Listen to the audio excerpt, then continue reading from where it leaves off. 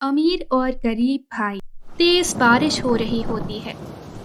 अरे ओ बिरजू, चल अपनी बीवी बच्चे को लेकर निकल जा मेरे घर से। ये आप क्या कह रहे हैं भैया? नहीं नहीं, ऐसा मत करिए। मैं अपनी बीवी और बच्चे को लेकर कहाँ जाऊंगा? अभी तो बारिश का मौसम है, कुछ तो हम पर रहम करिए। अरे मैं तुम्हारा ठेका नहीं ले रखा हूँ। अम्मा पिताजी का सारा दवाई का खर्चा और यह घर भी मैंने अपने पैसों से बनवाया है, इसीलिए यहाँ से निकल जाओ। भैया थोड़ा तो रहम करिए।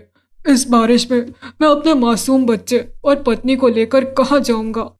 और रहो कहीं मारिया जी, मुझसे कोई फर्क नहीं पड़ता। इतना कहकर गिरधर घर के अंदर चला जाता है और बिरजू का सारा सामान बाहर फेंक देता है। ये क्या हुआ जी? अब हम कहाँ जाएंगे अपने 4 साल के बच्चे को लेकर? पता नहीं, भगवान जाने कहाँ जाएंगे।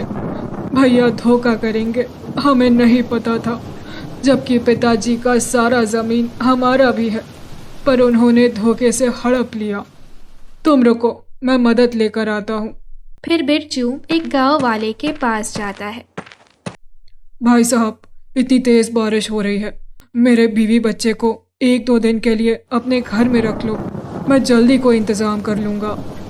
अरे भाई, वैसे ही बारिश में मेरे घर में पानी टपक रहा है, भाई मुझे माफ कर दो। बिरजू कई घरों में जाता है पर कोई मदद नहीं करता।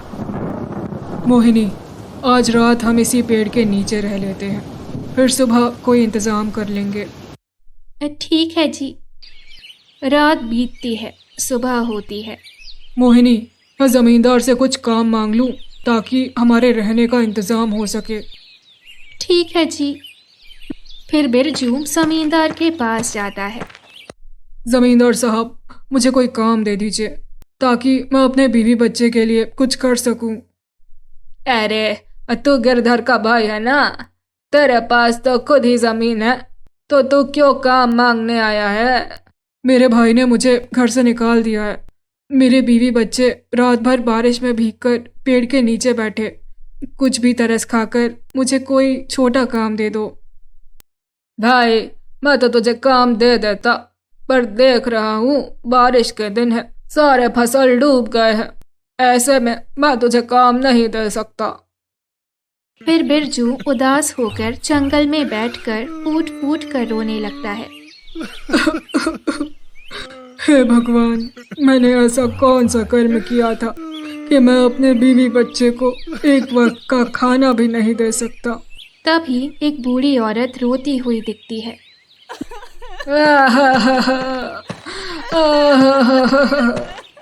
अम्मा, क्या हुआ? आप यहाँ क्या कर रही हैं? बेटा, मेरे बेटे ने मुझे घर से निकाल दिया, कई दिनों से भूखी प्यासी हूँ, मुझे मदद चाहिए। मैं कैसे मदद कर सकता हूँ? थोड़ा दूर जाओ, तुम्हें एक तालाब मिलेगा, उस तालाब का जल ले आओ। ठीक है, मैं आपके लिए वो जल ले आता हूँ। फिर बिरजू तालाब के पास जाता है। तभी एक रहस्यमयी आवाज आती है। रुक जा, तू ये जल नहीं छू सकता। मुझे ये जल चाहिए। जल लेने से पहले मेरी पहेली का उत्तर देना होगा, जो कभी माँ नहीं देता और फिर भी हर पुल पुकारता है, उसे क्या कहते हैं? इसका उत्तर है सूनी गोद।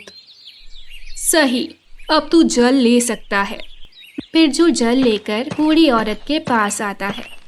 ये जल मेरे ऊपर डाल दो। बिरजू जल बूढ़ी औरत पर डालता है। तभी एक तेज रोशनी फैलती है और बूढ़ी औरत साध्वी के रूप में बदल जाती है। ये क्या? आप एक साध्वी में कैसे बदल गए? मुझे एक श्राप मिला था, मैंने अपने गुरु की आज्ञा ना मानी थी, इसी वजह से गुरु ने मुझे श्राप दे दिया कि जब तक कोई नेक व्यक्ति मेरी मदद नहीं करेगा, मैं अपने श्राप से मुक्त नहीं हो पाऊंगी। अब बताओ, मैं तुम्हारी क्या मदद कर सकती हूँ? मेरे बीवी बच्चे सब बारिश में भीग रहे हैं, रहने के लिए घर नहीं है, तो कुछ मेरी मदद कर दीजिए।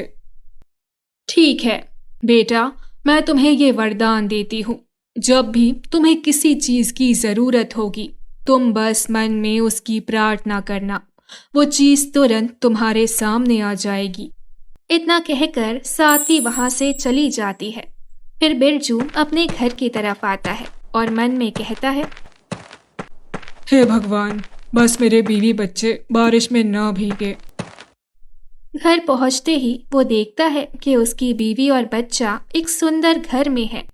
ये तो सच में कमाल हो गया, मेरे बीवी बच्चे इतने सुंदर घर में। अजीब, कहाँ रह गए थे? बस मैं कुछ काम पर गया था। और जी देखिए, हम लोग पेड़ के नीचे बैठे थे, अचानक ही हम लोग इस घर में आ गए। यहाँ पर बहुत सारे नौकर चाकर भी हैं। ये सब गुरु माँ का आशीर्वाद है। उन्होंने मुझे वरदान दिया कि मुझे किसी चीज की कमी नहीं होगी। फिर उस दिन के बाद सभी खुशी खुशी रहने लग जाते हैं और गांव के गरीबों की मदद भी करने लग जाते हैं।